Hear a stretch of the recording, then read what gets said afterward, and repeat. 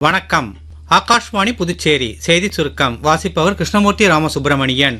குடியரசுத் தலைவர் திருமதி திரௌபதி முர்மு இன்று புதுடெல்லியில் பிரதமரின் தேசிய சிறார் விருதுகளை வழங்கினார்.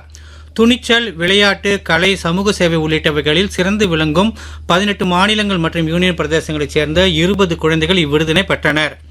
விருதாளர்களை பாராட்டிய குடியரசுத் தலைவர் இத்தகைய விருதுகள் பிற குழந்தைகளையும் சாதனை புரிய ஊக்கப்படுத்தும் என தெரிவித்தார்.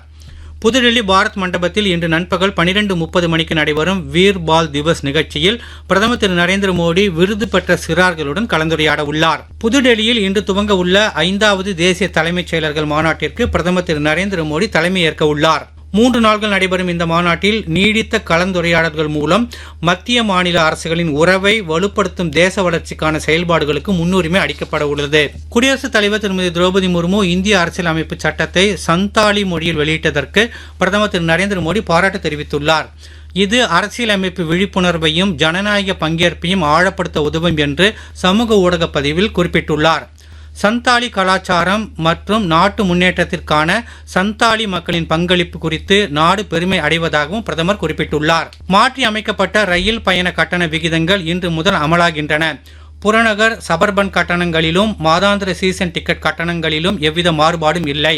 மேலும் 215 கிலோமீட்டர் வரையிலான 2ஆம் வகுப்பு முன்பதிவு செய்யப்படாத பயண கட்டணங்களிலும் மாறுதல்கள் செய்யப்படவில்லை.